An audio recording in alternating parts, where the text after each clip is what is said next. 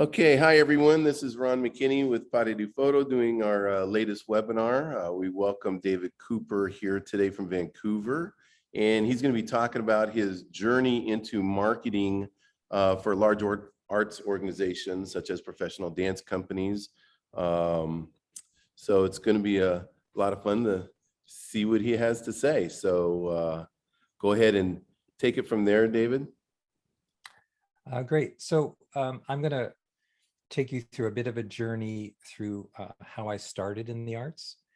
And I'm not a trained photographer. I didn't go to photography school. I didn't work with any photographers. So it took me a long time before I really maybe got to the level of being able to really be technically competent. And I'll start my slideshow and we can talk through and we welcome questions as we go. So let's see, I've got a screen share here. So hang on. I don't do a lot of Zoom, so give me a sec here. So Ron, is that working? Yes, it is. Okay. So a lot of the work I do in the arts now is involving more the advanced photography done usually 6 months ahead of a show. And I've worked for some of the biggest organizations in Canada, some in the States too, mostly starting from the theater. So I want to jump back to the theater work because it directly relates to where I end up in the dance world. And probably the strongest work that I've done for marketing images was working with an art director where we read the play and we have to come up with images. Whether it's something to do with dance or theater, it's the idea of it's up to me to solve what that image is going to be long before the show happens. And when I started out, I was really more of a documentary photographer. I was shooting plays. I was basically creating the publicity images. And there's a big difference between publicity and marketing in the work that I do. The publicity really is shooting the final product. You know, you shoot Swan Lake, you shoot a play, you shoot a music concert, and those images are turned around really quickly to give to a publicist to promote something. In the early days, I was shooting film, and so you would shoot a play, you would develop it overnight, you would make contact sheets, and literally within 24 hours, those images would be sent to the newspaper for a review. So a lot of times when I was shooting, the images were given to a publicist, and that was the purposes of it. I really was not interacting with the performers. I wasn't lighting it. These were really more documentary times. And I think that's why I worked really well at the beginning, because I didn't have a lot of technical knowledge as far as studio work went. But I worked on staff with a theater company for 4 years in Vancouver. It was a large organization that was like a regional theater company, and I was the graphic designer and photographer.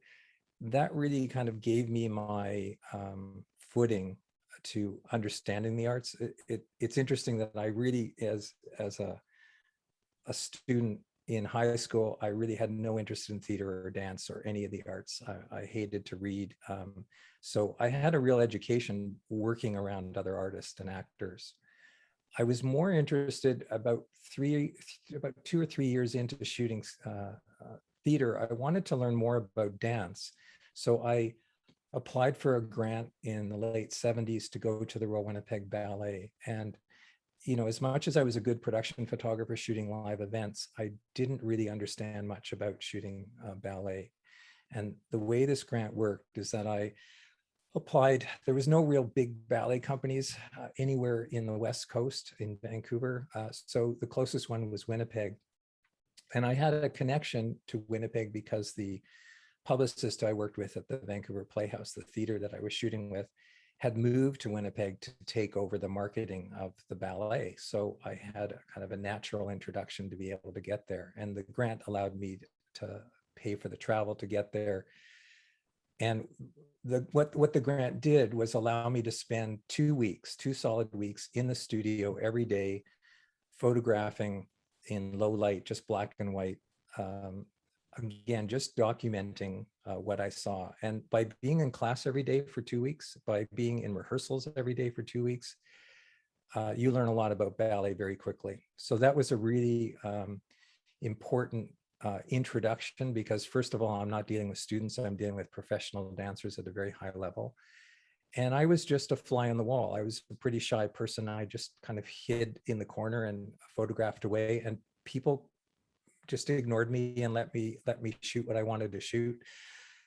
And I would develop the film in a little washroom every night, and I would basically bring contact sheets in the next day, post them on the wall, and then get feedback from the dancers. And you know how critical dancers are. So it's a great way to find out what works, what doesn't work, especially when you're shooting jumps and things like that.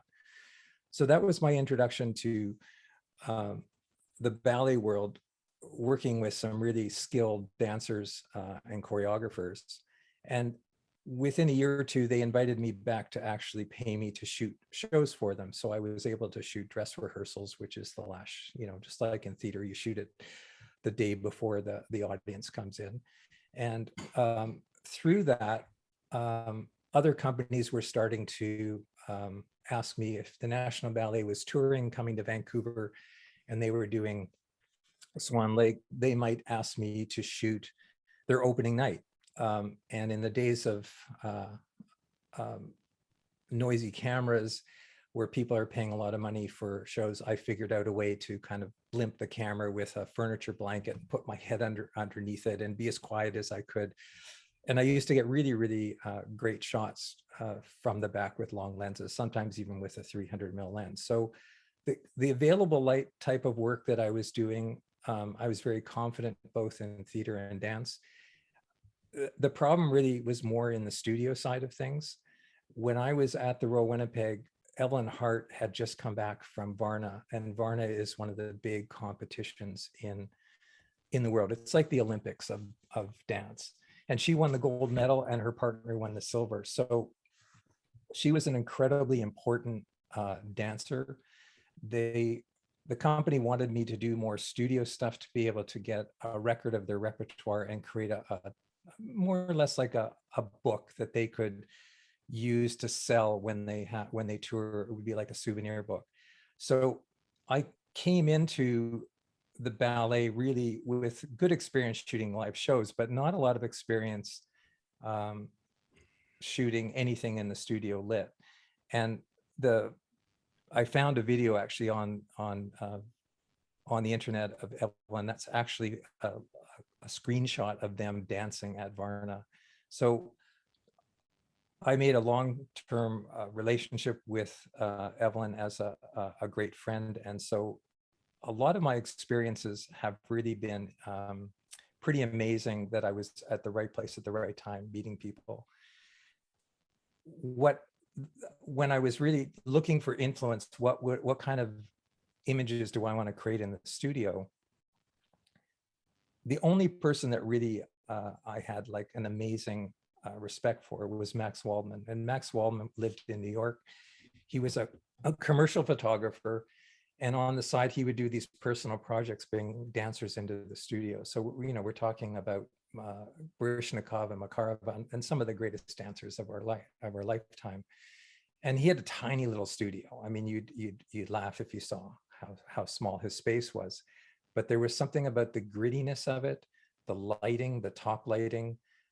That's what I wanted to emulate. And I actually wrote to him and I said I wanted to come to New York. I wanted to work with him. And he was very kind to say, sorry, I don't work with anyone, and you really have to find your own path. And I think that's partially important, when we're all sharing information on Pas de Deux, looking for different ideas.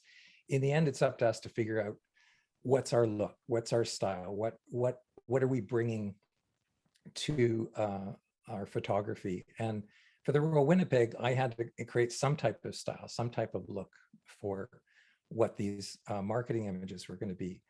And within a couple of years after experimenting figuring out lighting. I mean, a lot of this stuff was shot on film, remember, so you have to be a lot more exacting.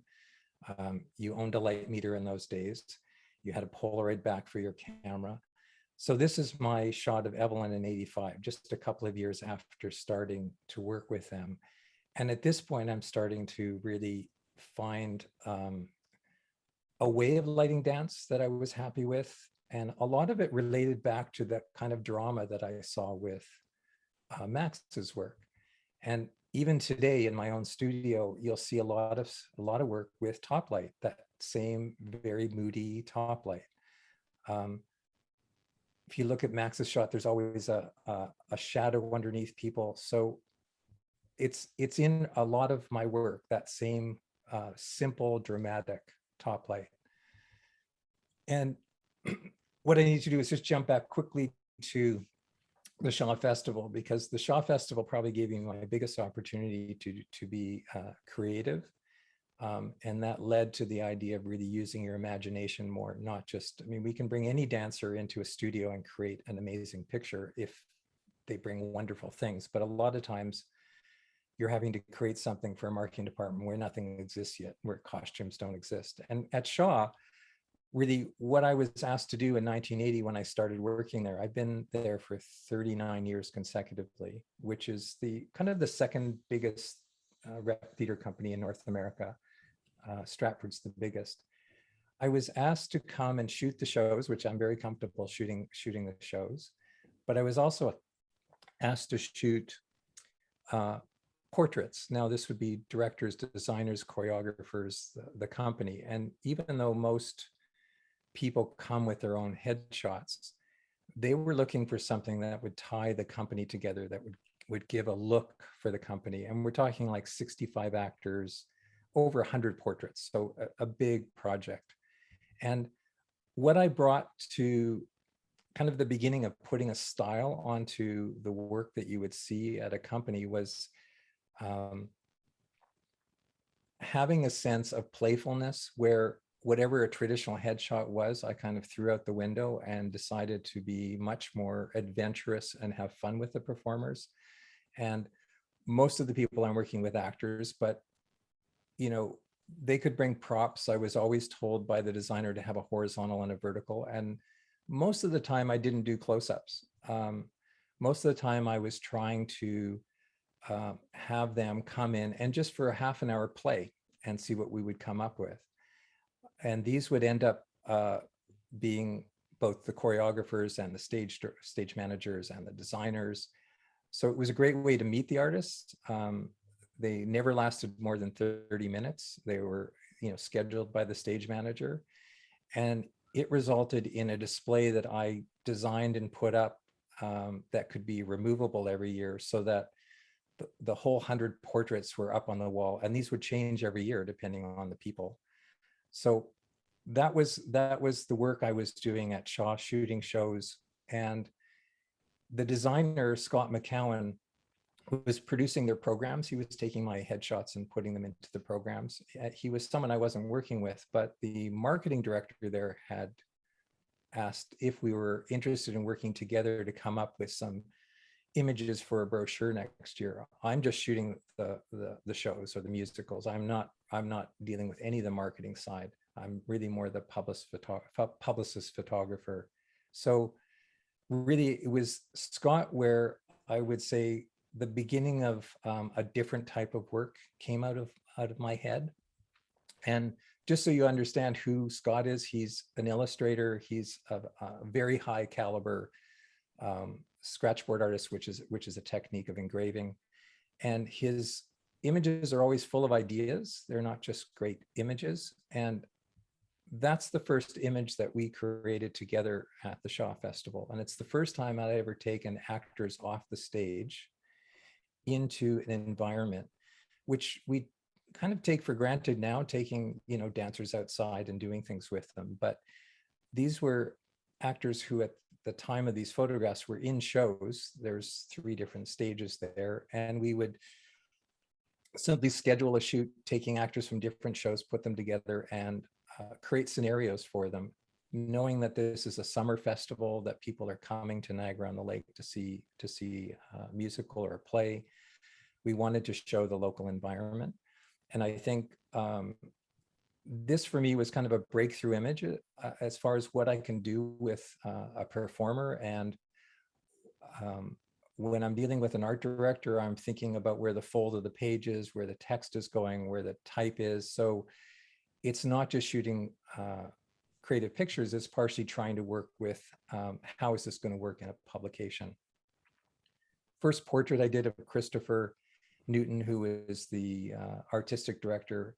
He had a really messy desk in his office, but it was a really kind of creative office. And we decided we would take his whole desk outside, and we would take all his crap on his desk, and we would create this vision of him dreaming outside in the summer. And I think that's really where Scott was pushing me, is to use my imagination more, not be as realistic. I could have done a really nice corporate portrait of him against the gray background. But this was the beginning of how am I going to make this a unique picture? And knowing that there's about 250,000 of these brochures printed going out in the United States and Canada to get people to come, this started catching people's eyes, these kind of pictures. You'll notice I'm really high up, and throughout a lot of my work, you're going to notice that I almost always have a 12-foot ladder or 10-foot ladder with me. There's something about isolating someone in the landscape that's really important. You'll see it even in the dance work, where even though we're working outside, I might have a ladder to try and isolate them from the background. There was really nothing that our imagination could think of that the production department would say, okay, we'll make that happen. So if we had an idea, this would not be a Photoshop idea. These would be things that they would have to make real happen for a string quartet, or for all the other things in the back of the brochure, where besides the 10 plays, there might be things about bed and breakfasts, concerts that go on. And I just show that to show you the proof that yes, we're all really in the water. There's no Photoshop there. And a lot of this early stuff shot on film, so you couldn't do it anyways, right? Hey, David, what was, because these are, I don't know, really different, I think, for, theater, for musicians, for artists to be in the water, to have their picture taken with their desk out, in the grass somewhere. What was it like for them when they were, when you're talking to them about, oh, this is where you're going to be out there in the water on this, whatever that is? I think once we established the look of what we were trying to do, people got excited to be invited into the photo shoot. We did 30 photos every year over 10 days. So we did 3 shots a day involving as many people in the company as we can incorporate.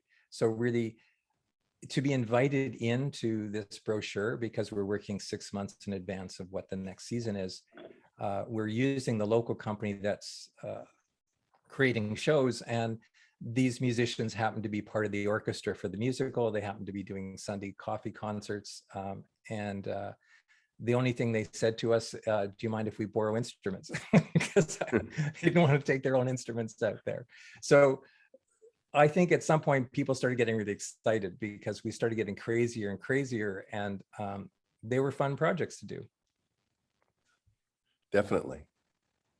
So we're half an hour from Niagara Falls, and we tried to, a lot of times in a marketing brochure, you're trying to talk about the shows, but you're also talking about the local, what's things to do, go see. And because we were near Niagara Falls, we would take one of our actors, dress them up, and create a period picture that would look as if we had found this picture. But then you'd go, oh, that's Fiona Reed. I just saw her in that show, So we had fun with the idea that the whole festival, what is the festival, kind of work does the festival do? Well, it did work from 1850 to 1950, which was Bernard Shaw's lifetime, and all of his contemporary writers that worked there. So we kind of had that period to play with visually, like what do you see visually in photography? And that's partially what gave us a big range of images we could work with. So if we would read us, we would have to read these 10 plays, which is for me, someone who doesn't like to read, was not an easy thing to learn how to do. Reading scripts is actually a pain in the ass, but it gives you a sense of what the story is. We had this idea for a front page of taking the reporters, which, remember, the costumes and stuff aren't ready yet. We're working with Scott's, basically his wife is a costume designer, a very high level costume designer and set designer. And we would have to costume these people. We don't even know if they're going to be in this play, cast in it. We're just using the local company to be able to create this. And because we're shooting this on film, this is really, that's really newspaper glued to plywood and this stuck in the ground.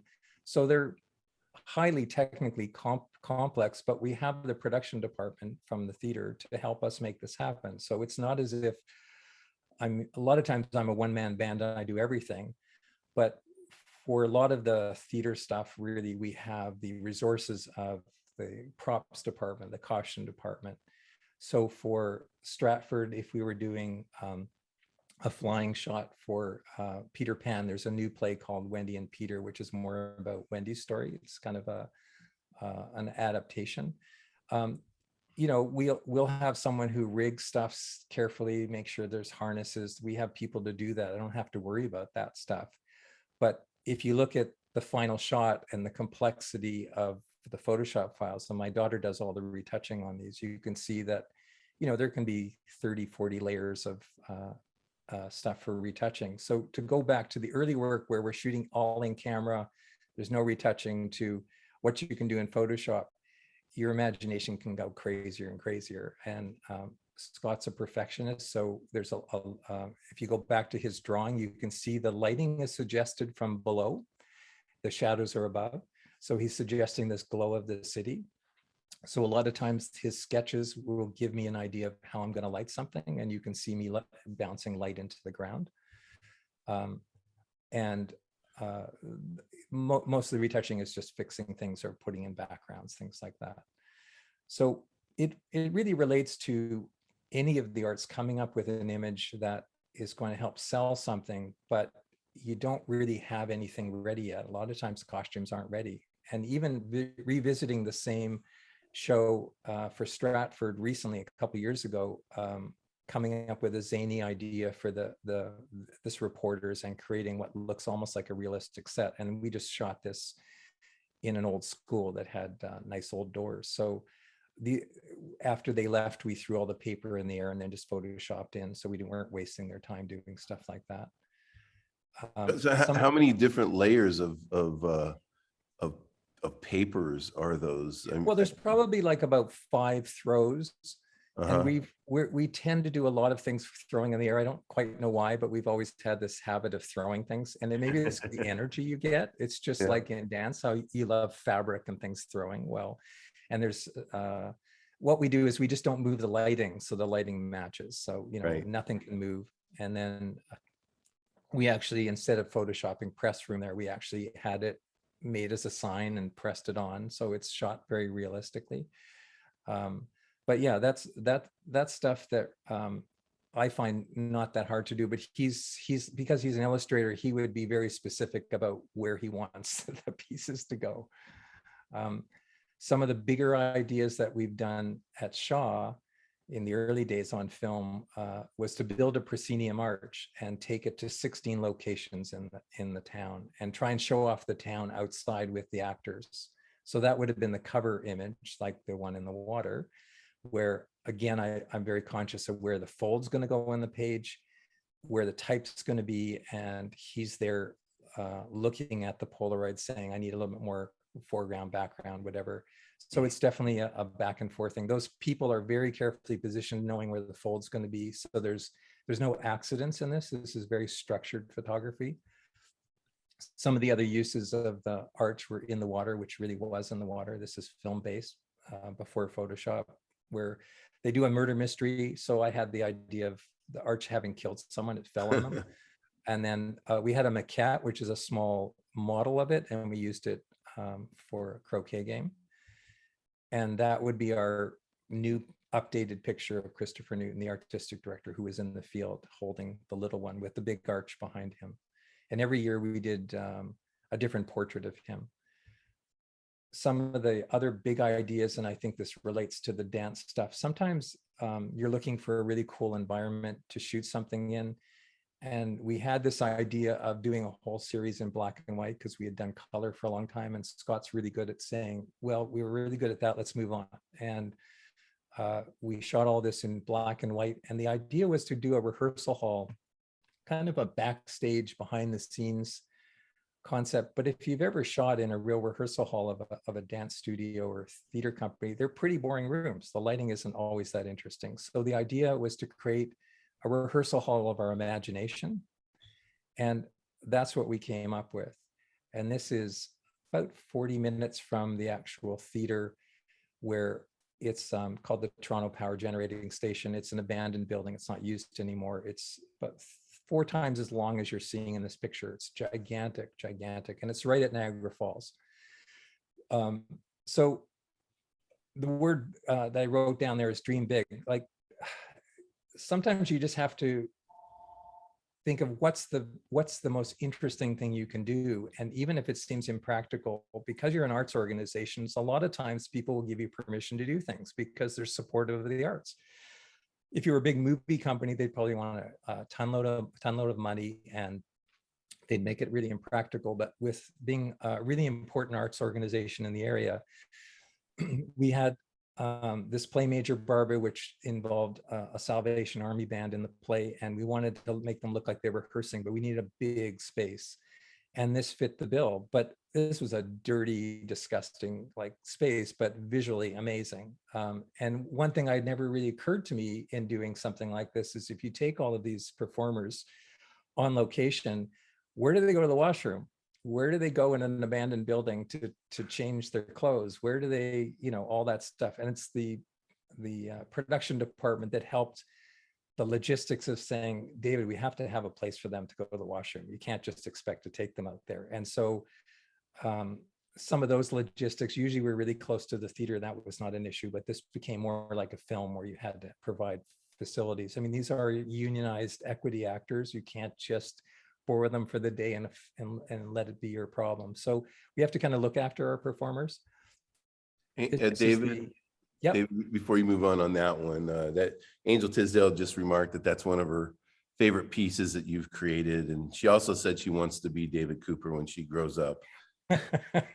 And then Martha Worth says, how did you go about asking permission to be in these spaces? I know that's a completely different time that you were doing those, and it may have been a commercial shoot where they were like, were you paying for the location?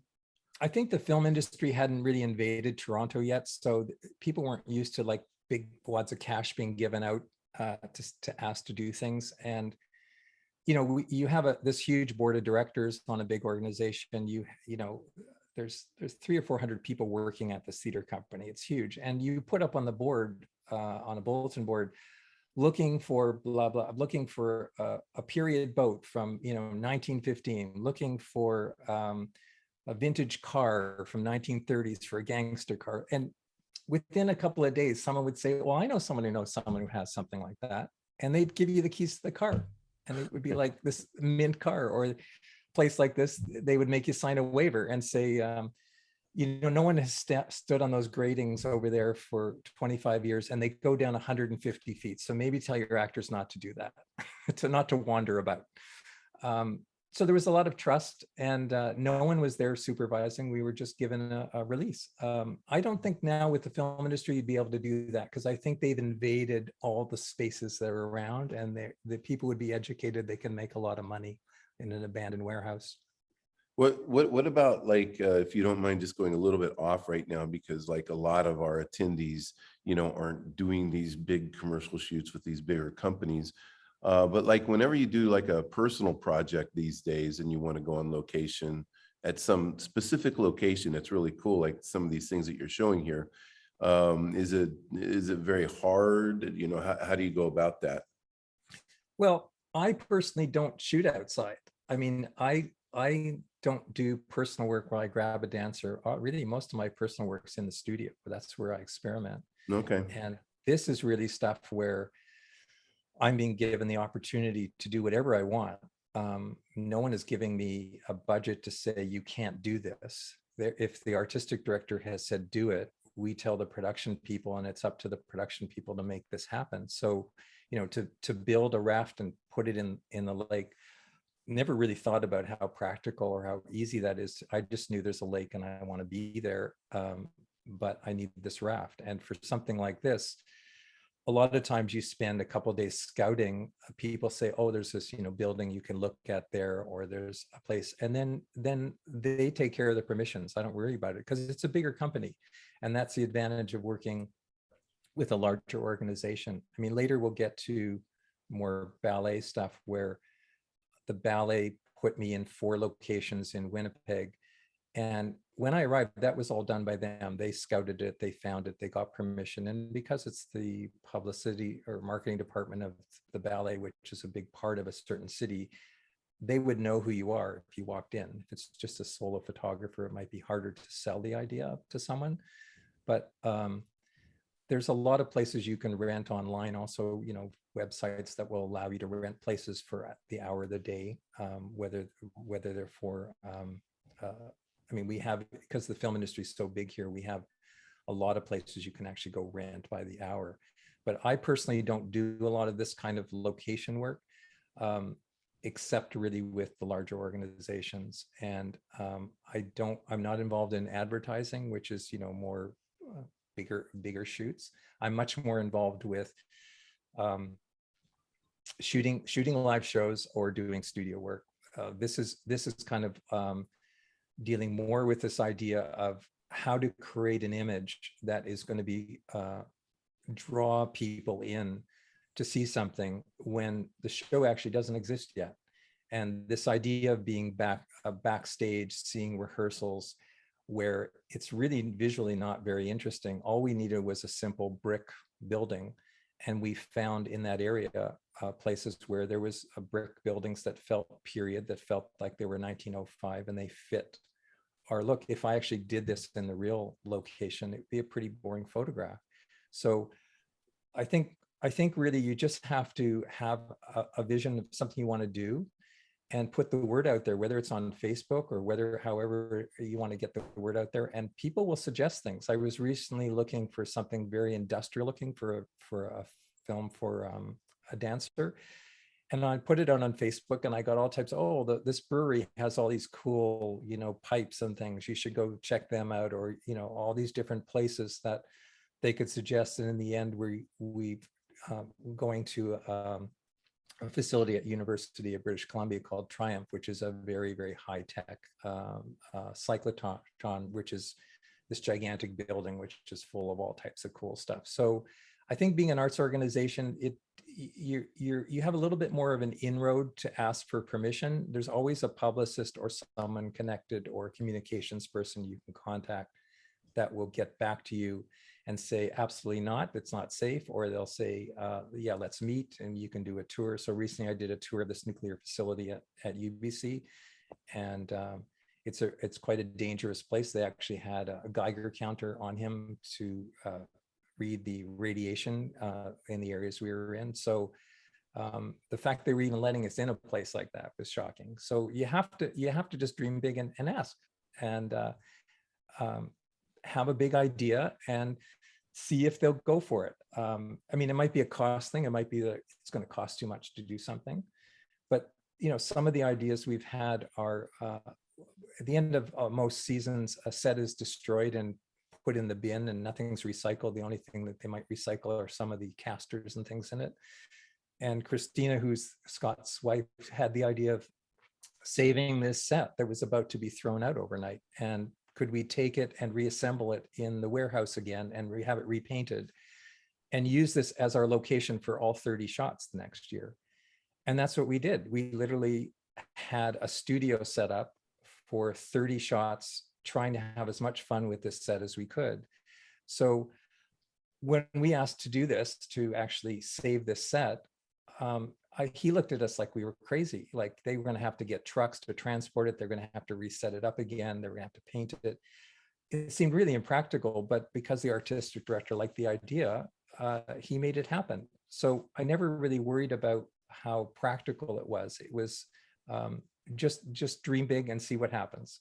And even for someone doing a handstand, I put up a note on the board because there's 60 actors in the company. I said, can anyone do a handstand for a long period of time? And this is shot on film. And someone said, yeah, I can do a handstand. And it wasn't like, he could just hold that for a minute. Like it wasn't as if I had to shoot quickly, like a dance shot. He could just do it. Or if for The Millionaires, which is a play about this wealthy woman, we found a prop chandelier in the warehouse and they rigged it so it was safe for her to be on. That would look, I mean, that would look fantastic with a ballerina on a chandelier, right? That would be a fantastic shot. It would be. So these are not necessarily things that just relate to theater. It's just coming up with something that kind of is outrageous, that works really well. And I eventually would shoot the show, 6 months later, the actual real show. And even the costuming in this has all been decided to be all formal wear. Christina wanted to push a whole formal wear thing. The idea of staying at a B&B and going to see whether it's a show or a musical, trying to come up with some really fun idea of on the same set, just doing stuff with candles. And even the portrait at the end, we usually have a little small shot of ourselves doing something. The way this works is we just turn the set on its side because we could do anything we wanted with this set. If you think of this, turn it 90 degrees, we're just sitting on the ground. So we could really do anything we wanted with this set because it was garbage. It was going to be thrown away. And that's the fun of working with a bigger company. They can pull off ideas, but you have to have the idea, right? So for one of the things they always say with photographers is don't work with babies and kids and animals. And we've done tons of animals and kids. We've done snakes and chickens and cows and all types of things. And if you've seen either the ballet or the Shakespeare version of Midsummer Night's Dream, you know that someone's transformed into an ass, into a donkey. And we went to a donkey farm. We went to a place where the donkeys are kept just like old horses, and we created this image. I don't think you could have drawn this idea out, how amazing that turned out. Was that And donkey? Was that donkey trained to do that, or no? They just said, well, of the 50 donkeys here, this one is the tamest. And we had, I think she was holding carrots below, so she would feed him a carrot, and he would nuzzle into her. But there's no way I could have planned that. And that was available light. When you open up a big barn, right? And the light inside is really beautiful. So I just put up a blue background behind on a stand. And so that's just natural light coming in, because I didn't want a flash going off. I didn't want equipment. I didn't want any of that stuff. Right. And the gesture of the baby, just trying to get this, that's supposed to be Queen Elizabeth, who eventually at the end of the play, she becomes, there's a christening, I think, scene with, that's in the play. And just that little gesture, how in dance gestures are so important, just how you capture something and you can't imagine ever improving on it. For Billy Elliot, which is the big musical. David, yeah. Before you go to Billy Elliot, can we go back to the shots at that sets that you did? Go back a couple more slides. All these are in the same location. How long was it set up there that you're able to get all these different shots? Was there over years? It was set up in the scene, in not the scene shop, but the paint shop where they actually paint sets. So it's has to be a big space. Mm-hmm. And it was set up for 10 days, or maybe a day for me to light it, but we had 30 shots to do there. We did over 10 days, 3 shots a day. So, and every shot's different. And this was probably one of the biggest lighter ones. What I did for the windows is I took tracing paper, which I had seen in the movie industry because I worked in the movie industry for a while, where you would take tracing paper and you tape it back behind the windows, and then you would blast light through it, and that would create a softbox. And then I also had like 12 by 12 silk. So I had rented a lot of grip equipment to be able to light a bigger area. So this whole series, each image has its own little mood. Some are quite dark and mysterious, and some are shadowed and all that kind of stuff. But um, they're all drawn. These would have all been sketched and drawn and approved. So it's not like we're going into them blind. It's really more like you're executing an idea, like a storyboard in a movie. You know, they're all carefully thought out. Even the bringing the music and putting them on the ground. It's like randomly trying to make the music look natural in the ground. All that kind of stuff. It's the position of a chair. These are all things that are much less spontaneous than bringing a dancer into a studio where you're just not sure what you're going to get. And how many Anthony Johnson is asking, like how many people are there from the theater staff to assist you on this? Well, you'd be surprised. A lot of times when I'm doing shoots, I work alone. I just work me. I have a technical director. I have he might have like a gopher to help me move things. For the ballet, for some of the bigger companies, they give you 3 IATSE people. It's in their contract. You can't not have IATSE people there. So I have 3 guys, but they don't really know photo lighting. And I probably had 1 assistant I brought in from Toronto for this. My daughter's been assisting me the last couple of years doing the Stratford stuff. So the one with the stuff with the baby and stuff, that's all done with an assistant. But when I go, let's say, to the Rowan Winnipeg Ballet and shoot, I have 1 person helping me put a background up. I don't have an assistant. I work for 3 or 4 days without an assistant. These shots are more like movie shoots. You need a certain amount of support to get it going. But once we're shooting, we don't need a lot of people around. They're very minimal shoots. And how many lights are you using on these? Well, this is using a lot of heads just because I'm dealing with the scale of it. And a lot of times, if I need to light a big area, I might use a 12 by 12 silk to create, it's just 1 light in it, but it gives you that huge soft coverage, right? And if I go ahead to here, you'll see a much bigger, I'll show you a behind the scenes shot where we flew this kid in. He's 10 years old. He's going to be in the show for 6 months. And they wanted to create, like a marketing image for the show. And they haven't even started rehearsals yet. Scott's drawing shows someone who looks much more mature as a dancer, and someone who actually knows a 10-year-old doesn't have a lot of great lines in him. So that's the image that we came up with, which if you've read Billy Elliot, it sets this kid who wants to dance against this mining town, which is very industrial and contrasts the ballet world. So we looked for a location that had that kind of contrast, and we found an abandoned building in Stratford, 10 minutes from the theater that where they used to build trains, and that was our location. Now, a lot of people have dancers jumping on concrete. I have to be a lot more careful about stuff like that. So this image, as simple as it looks, that's the setup for that. So this gives you an idea where suddenly I have to have 3 IATSE people. I have my personal assistant. There is a video crew doing their video stuff, which is separate from me. I have to have a generator.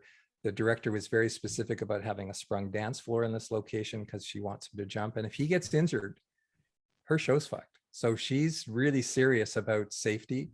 She wanted a full-length mirror for him, this choreographer, and she wanted a change room because they weren't sure what they were going to put him in. So it's not as if I did any of that.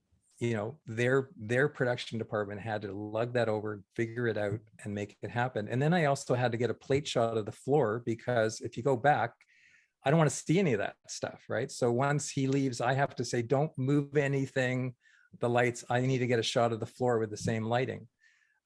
So from a technical point of view, some of these shots can get bigger than they need to be, but that's the demands that was put on me by Stratford. And Stratford's like the biggest shoots that I do. They're the biggest budgets, the biggest, they're whatever they need, we make happen. We don't really worry about the practicalness of it. And there's no rental place in Stratford, so you have to really bring everything there and make sure you have everything you need. And you look at the scale of this building, it's imposing just to figure out what to do with this little 10-year-old kid who is going to be 11 by the time he does it.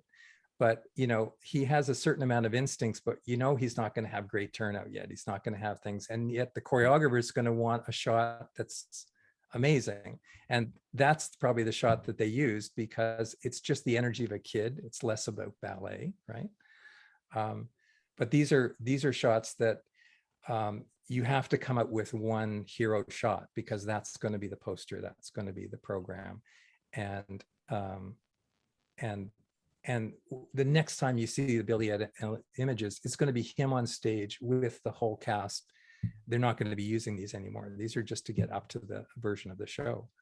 So that's kind of as bad as it gets, I'd say, where they really, you know, it's kind of, who knows what half those people are. They're the marketing people, the publicists, there's a makeup person, there's you know, someone who's a costume person who's dealing with costumes and sizing and stuff like that. So he got a lot of attention that day, this 10-year-old kid. And then he flew back to Vancouver, like literally just came in for the day for the shoot. Okay, so I've got a few questions.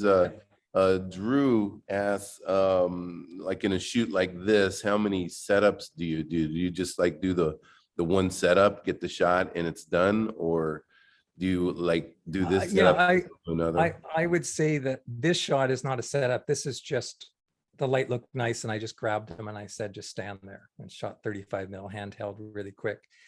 That's not, I'm not even sure that was ever used. I just, if you see opportunities, but that drawing that's there, that's what I'm selling them on. That's the, we have one image to create. That's all they really need. If I can come up with a couple others, great, but we have to make sure.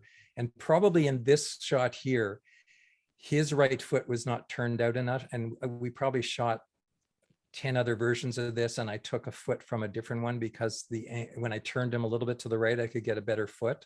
So that one had to be cobbled together, just because he's just too young to have that proper technique. And you have to have a decent turnout for a jump like that.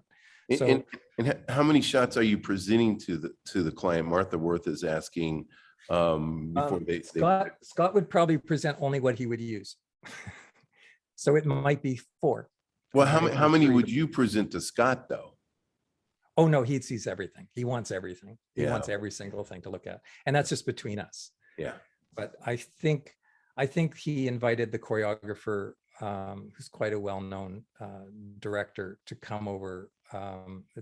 Her name's Donna Fior, to his house and to actually sit in front of the computer and go through them, because she wanted to see everything. But normally you wouldn't. Normally you would just show what I mean, they're pretty, she's going to be pretty fussy. She's going to be pretty detailed. And she was really demanding with this kid. She said, I'm going to work you hard.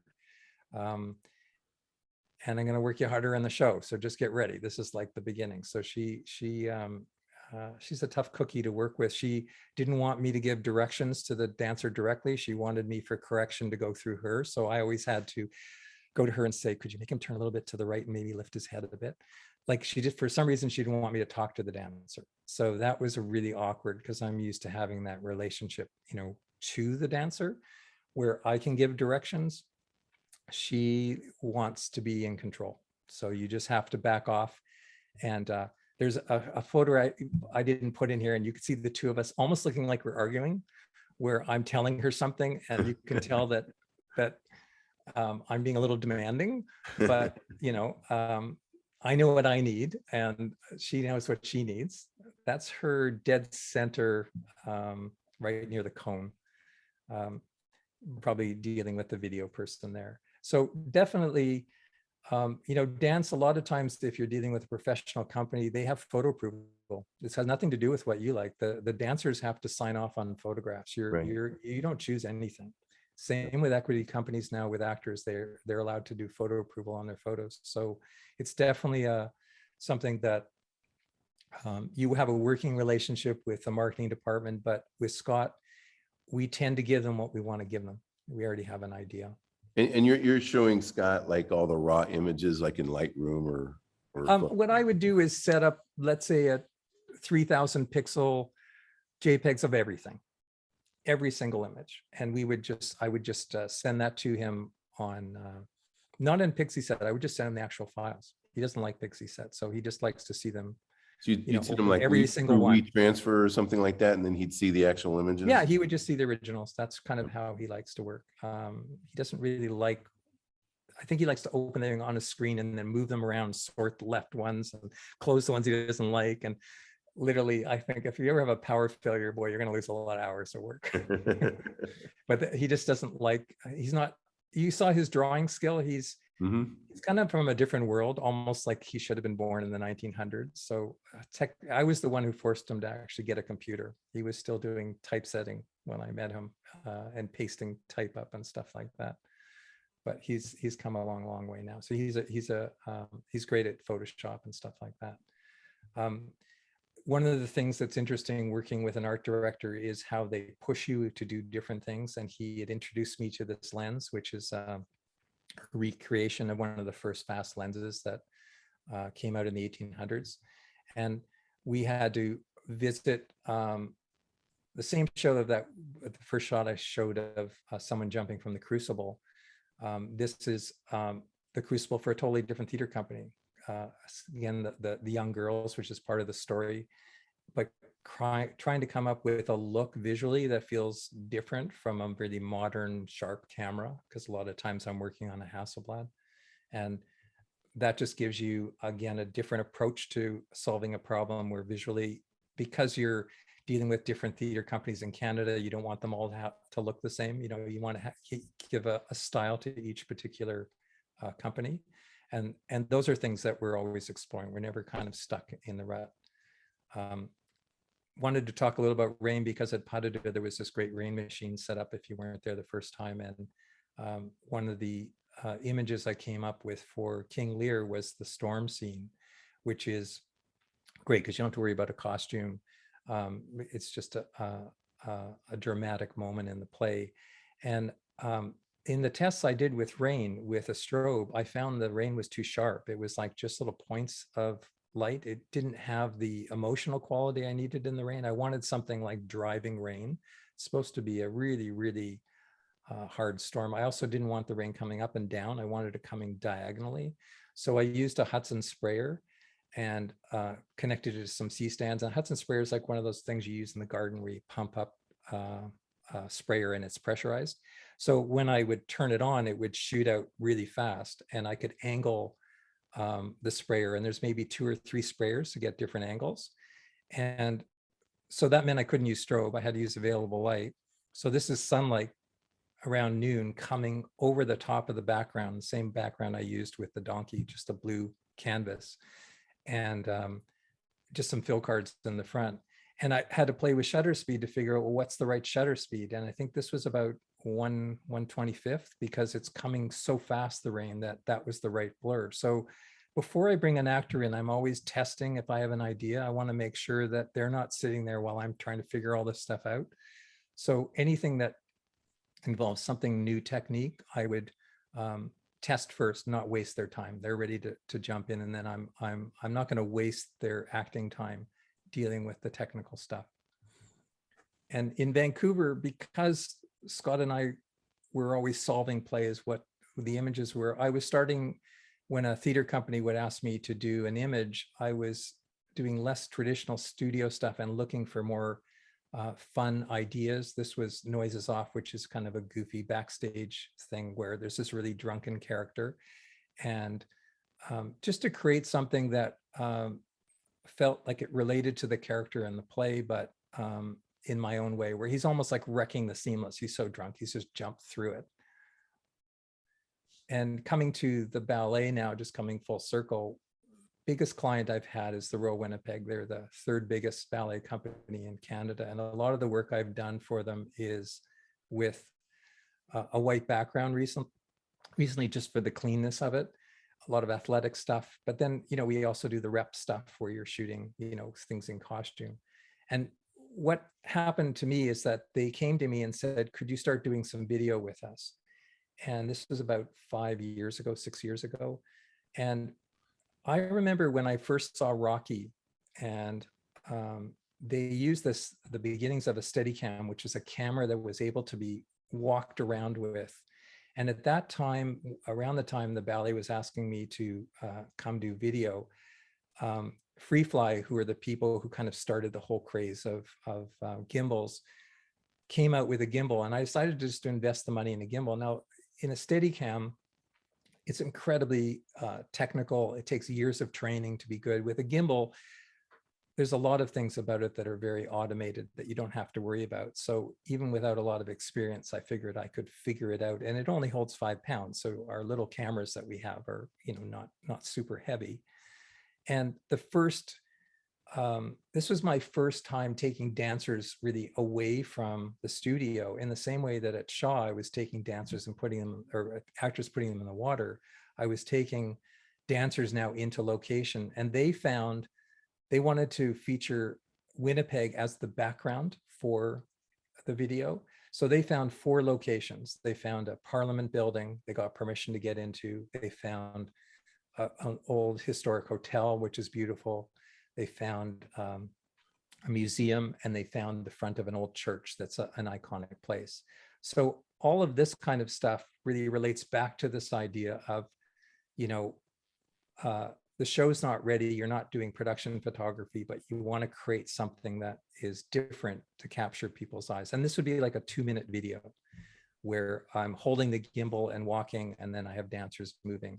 And the camera that I bought was the A7S, which is a Sony camera. It's incredible low light. So I wasn't really worried so much about lighting. If I was doing stills and I needed high shutter speed, I'd be worried about lighting. But this was really, you're working at a 50th of a second. So in some ways, I wasn't concerned about the lighting as much as I would as a stills photographer. And also they asked me to come and shoot stills at the same time. And I said, I refused. I just said, listen, if you want me to make a film, I'll come and make a film, but I can't do both. It's different tripods, different lighting, different equipment. We need more time. And the marketing department was probably a little pissed off with me, but I didn't even have an assistant on this job. This was really like low budget, just me there with my camera running around.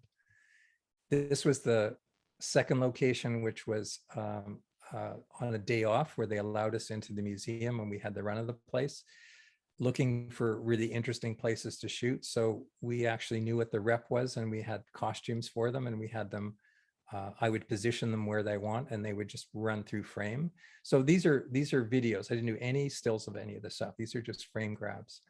And again, the idea of taking people into location, it gives a sense of place that has nothing to do with the show, but it has a sense of they're trying to sell Winnipeg as a location. This is inside the museum again, where they're actually dancing the actual piece.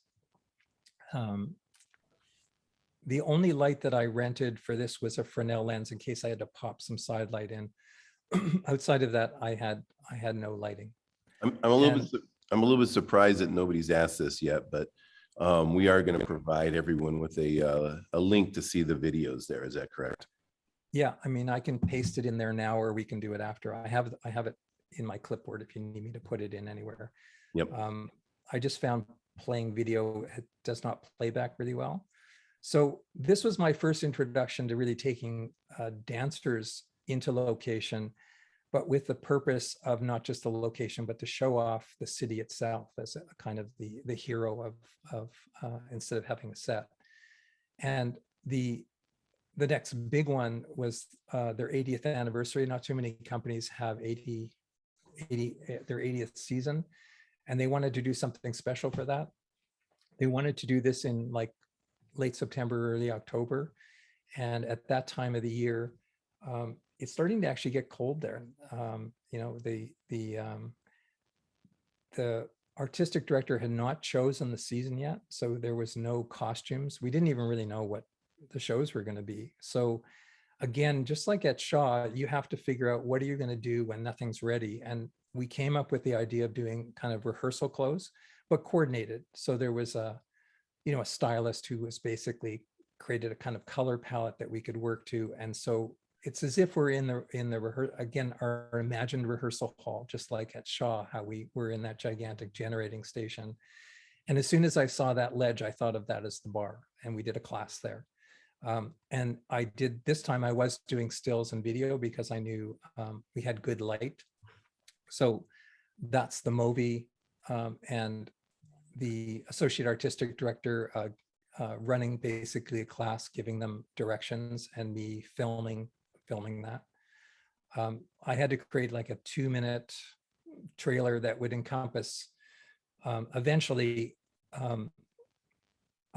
their whole season.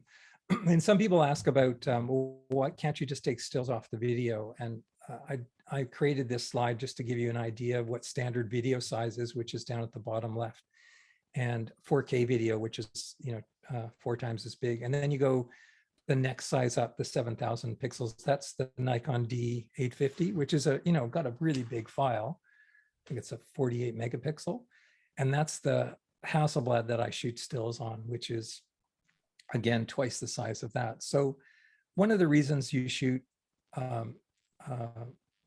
stills on a big megapixel camera is that you're usually over framing. Everyone's asking for verticals, for horizontals. Could we use this as a banner? So you need to keep in mind your framing has to allow all this extra usage. You don't know where the type's going to go. And you're also shooting video at a 50th of a second. So anything jumping, there's no way you can pull a frame grab off of that. It's going to be blurred. We all know shooting dance that you're going to need a high shutter. So as much as the quality of video is great in 4K, it doesn't really have the ability to be used as a stills unless the person's really still, they're not moving. For this, I really tried to not deal with lighting anything. There was natural, almost like its own softbox. So I would just shoot with available light where I could. David, Yeah. I'm sorry, but on that previous picture where you had the 4 different frames, it looked like the one dancer has light on her. If you see her foot up. Yeah, I'm going to address that because, how when we're in the studio, some people, you light on the left side and suddenly the dancer says, well, this is my better side. And it's like, oh shit, well, all the soft boxes are over there. I got to move everything over this side. So in my working with, usually in the studio, I usually have almost like a symmetrical setup where I can turn lights off and turn lights on. So if someone wants to turn, and because the direction of looking the other way wasn't as interesting, what I did is I brought one light, and I brought a light that could go really high up so that it would be able to be steep, because I like steep lighting. And I also wanted something that was more heavy duty stand than mine, because my stands only go 12 feet and they're just, once you go full extension, they're not really very strong. So I rented one decent movie stand from a company that rents movie stuff, and sandbagged the hell out of it and made sure that it was safe. So here's a day where it's overcast. We don't quite have enough light to get the high shutter speed I need, because in 2 1/4 you're shooting usually with an f8 or so, and I if I want 1,000th of a second, I wasn't getting it. So this is where the light would come in, and we would do the same thing like we were doing on White, where you would do company stuff, but then you would want to do more, I'd call them athletic shots, where people just come in and do fun stuff, which is easy to do but fun. And the lighting had to be couldn't waste a lot of time with the lighting, and I just had one head with one light. This is a bi-tube head, which means that there's 2 heads with cables coming out that go into one pack. So the flash duration, the flash duration is really short on this head. I'm probably trying to get around a 2,000th or 3,000th of a second of flash duration. And my meter actually reads flash duration, which is important. And on your Hasselblad, it does high speed sync then, or? Yeah, it's a leaf shutter, meaning the shutter's in the lens, and you can sync up to a 1/800th on my, so I can play with the ambient really easily without using all the high speed stuff. So I can use the full power of the strobe, whereas a lot of high speed sync things, you can't really get a lot of the power out of the light. So I could either use it as a fill or as a key light. And I think, like you said, you can see she was lit, the top one on the right. She wanted to face that way. So I used it as a key light, like sunlight coming in. And we unlike working with Scott where there's sketches and ideas, I just had a list of who was available that day at certain times, and we would wander around coming up with ideas. If the weather was great, we'd go outside. If it wasn't, we were inside. If I would see a spot thinking, oh, it'd be cool to put a dancer up there and someone down there. These were not planned pictures. They were just, I had these three people to work with, and I did whatever I did with them. I had this idea with the Moby running with the camera, like really fast. I don't think I realized how fast dancers run because I could not keep up to them, but I was running with them, panning with them for the video. That's a frame grab off the video. You can see how it's not really very sharp. And the wind was really strong there. So we had this idea of bringing silks out. So the costume department brought all this fabric we could cut up and create silks. And we look for places. Oh, the horses are hanging out over there. Let's go hang out with horses. So it all depended on really what you found. It's a big farm. There's a lot of acreage, and we had the run of the company to do it. I mean, lots of people just sitting around not doing anything while we were shooting, because we might be with these people for 20 minutes. And in this shot, I think we ended up. I didn't like, because I hate with lifts how the men are always covered with their arms. It's really hard to get the men looking great. The women always look amazing. So I think I gave up on the shot. I just didn't like how it was looking. It's interesting to me too on that shot that some of them look like they have buns and some of them, their hair is going down. Yeah, I mean, this is more rehearsal, loose.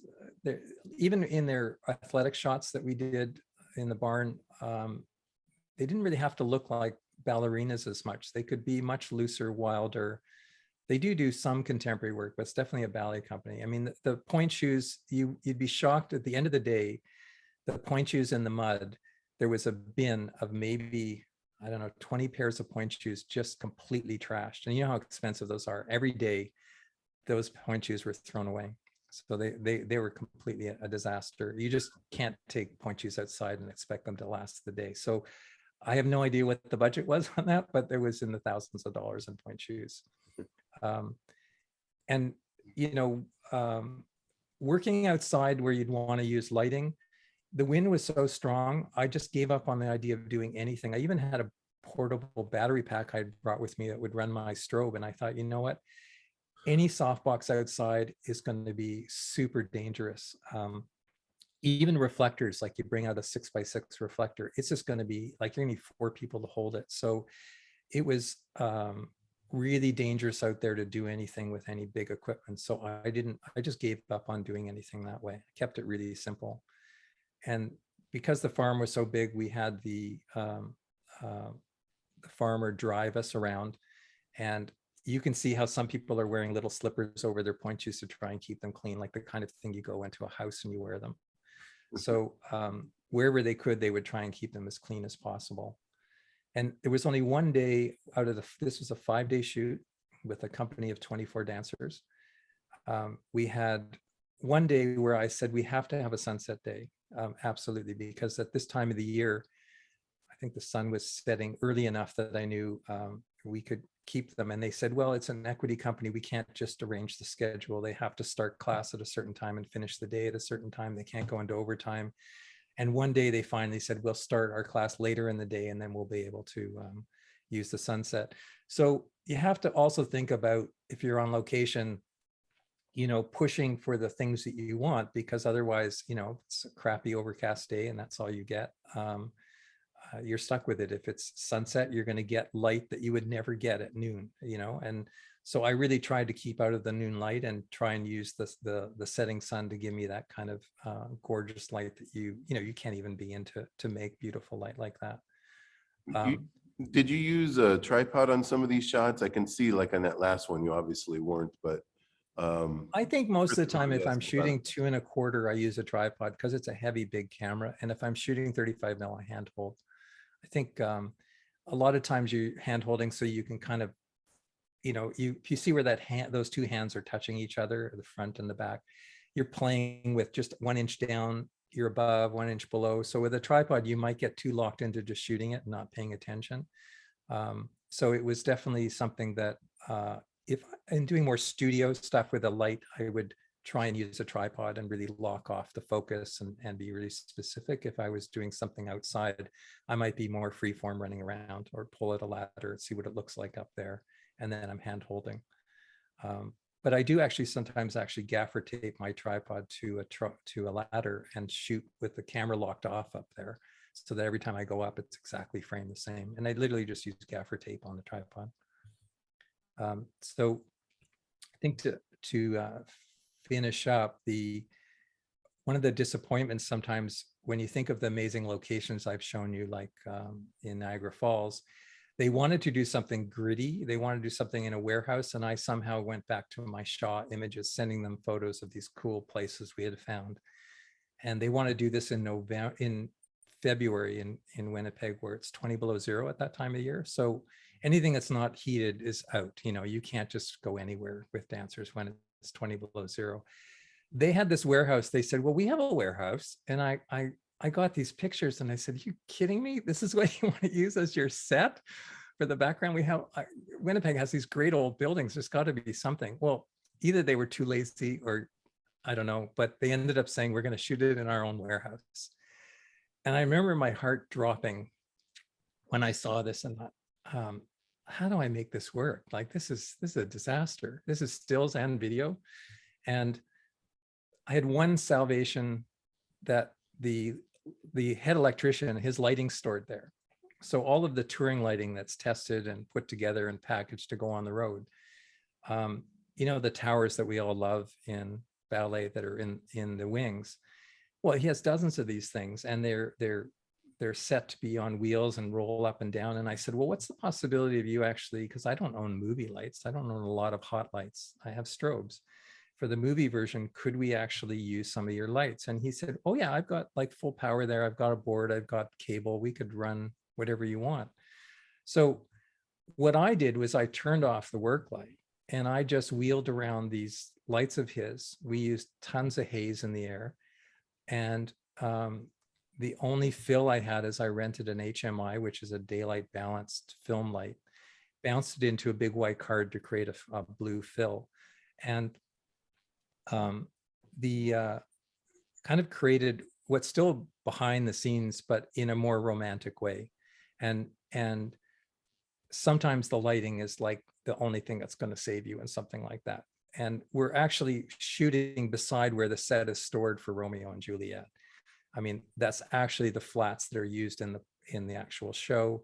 And you can see the shin buster that you would normally see on stage, lighting her. And again, this is just a grab off the film. And then the towers go telescope up about 12 feet. So some of the lights are really steep pointing down. So that light is all created by the electrician's light, where I'm telling him where I want. And then he's got a whole room of gels if I want the gel. The purplish cast is caused by the bounce of the HMI light into, and HMIs are really bright lights that don't need a lot of power. So you can plug them into a regular circuit. They've been kind of replaced more by LED now. And then I would just give her a motion. I would just give her, I want you to take your head down and move up. And then we always had a fan. So in the idea of being inside with a fan, where in the video things are in motion, really added a lot of interest because it just keeps things alive. We did fight scenes from where Mercutio is doing his fight with Tybalt, and I'd be running with the camera again using the Movi gimbal. And if you actually have seen, a lot of times these ballets come back every 4 years. If you've seen the show, you would recognize the pulpit in the background. That's actually part of the set, or the angel wings at the back behind them. So they're little hints of where this thing takes place. But it took them a week to clean this place before the dancers came in to not ruin the costume. Apparently it was in disastrous shape. So I was seeing it at its best, its best shape. And then there was, they knew the shows this year for this. So they were going to be doing The Handmaid's Tale, which was, a pretty dark story. And I saw this section of really oppressive looking equipment. And if you look at the bottom right, you'll see the cable that he's run in for me from the board. and he's put some Licos on the floor pointing right at the camera. And this was what they danced in front of. So basically they're dancing up and point, twirling around during this. And those are the actual costumes from The Handmaid's Tale. So this was really, I had a day before to scout this, figure out what I wanted. And I would tell the electrician, for the next shot, could you go ahead and start getting them to put some cable out over there? And I'd loved, if you look back, the fluorescent light at the top, I loved using things like that, where I could leave that into the frame, because I did stills of this with the actual thing. That's the actual set of the stairs from the show. So the moral of the story is that it's amazing what light and a little haze can do for your shots. Haze is amazing. I mean, anything with backlight, I'll show you to finish off. That's the staircase from the actual show. And that's the Licos shooting through with them, creating a little gobo. And they're dancing in this. And that's what it looks like as a still. Oh my God. You know, I mean, it's just a hard light going through a set. But part of this is the discovery of figuring out, how do I make this interesting? And a lot of the images that we did, this was for Wizard of Oz, which was, I think, a co-production with someone in Florida, you know, where we got a dog, and a real dog, and put him in, and he walked with her, and we created this idea with yellow gel of, you know, the yellow brick road. And it's definitely backstage. We're not kind of like pretending it isn't. And we always ended up with a kind of hero shot for the film, where there was this kind of heroine feeling. And that's really kind of the journey I took from, you think of the Shaw stuff, going on location, coming up with ideas, and ending up at the ballet, where I'm kind of doing the same thing. I'm having to create something that doesn't exist yet. But a lot of that work with Scott over 20 years has given me the confidence to kind of tackle stuff like this. Plus the fact that I've seen and shot so many shows where I have great lighting designers lighting plays and theater and ballet, that you have a sense of how to use light, even if you don't own those instruments. You know what you can do with strobes, and we've certainly seen in Pas de Deux the diversity of people in the studio, what they can do with lighting. And I just wanted to say one last thing, that when I came to Pas de Deux, your first one, I saw the work of Eric Perret, and it was really coming there that made me go back and in during COVID, do all this light painting. I had never played with light painting before. And that's kind of like all I do now. It's just do light painting. I just invite dancers into the studio, and it's only because I went to Pas de Deux that I met him, got inspired by what he does. And I have such high caliber dancers to work with in Vancouver. I'm really mostly working with professional dancers, not the schools as much.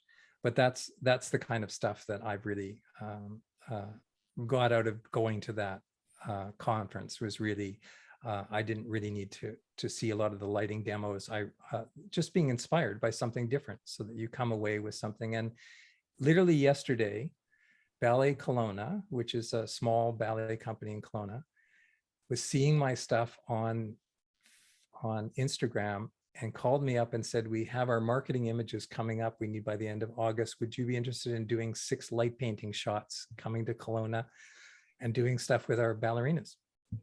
There you go, a marketing idea, totally created from me experimenting, and I'm really nervous about it, because a lot of this stuff's all improvised, and they have really specific ballets they want to do. So I'm not sure how easy. And also, you only have that window of right now at 9:30 at night till midnight to work with. So it's not like you can shoot during the day, unless you have a blacked out studio, which they don't have.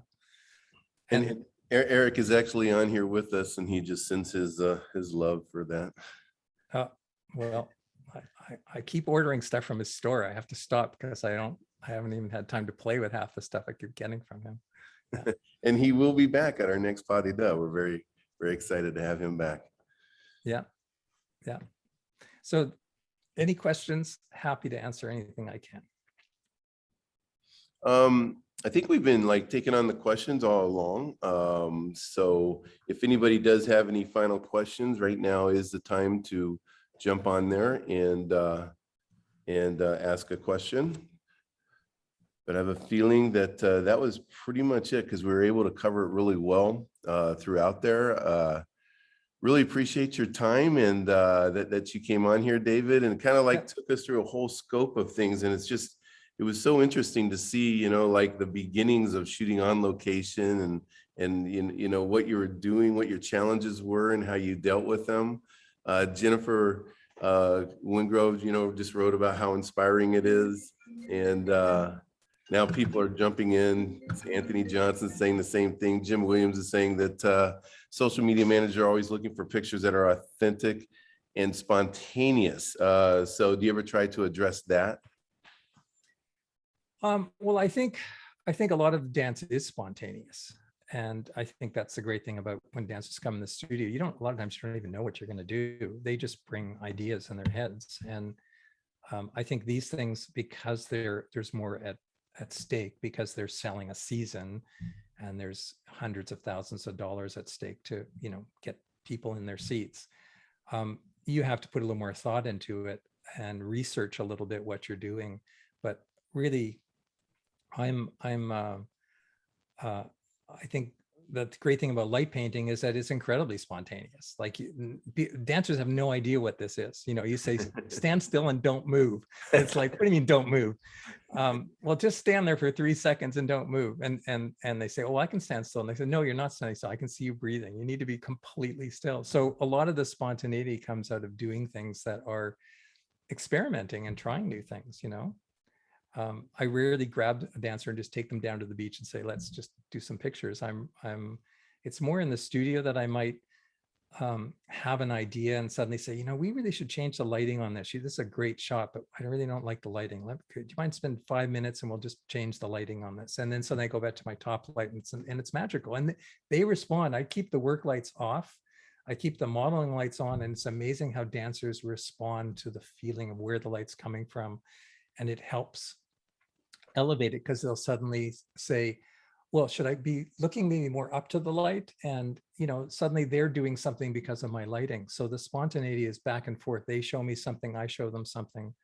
And I think that's the process we all go through in the studio, is trying to not be locked into something where we're stuck. And even Scott, when he would draw these sketches, the actors would look at them and go, oh, so you want my hand like that? And it's like, no, this is just a starting point, because people will start copying your idea and think that's what it has to look like. It's like, no, we won't even show you the picture this time, because we don't even want you to know what we're thinking about. And then you get something completely, which actors are and dancers are good at. They're good at improvising, right? And that's what makes it authentic. There you go. Yeah.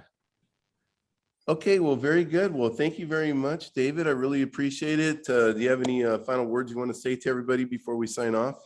I wasn't really sure whether I should just paste into you know, we'll do, because we're going to shut down in just a moment. If you just want to send those to me when I post it in the Facebook group and I put on the educational page. So people can look at the real videos when we put it up on Facebook. You can follow through on that. Great. Okay, great. All right, take care. Okay, well, thank you very much, David. Thank you, everybody, for being a part of this, and we'll catch you on the next one. Thank you. Okay, bye-bye. Bye-bye.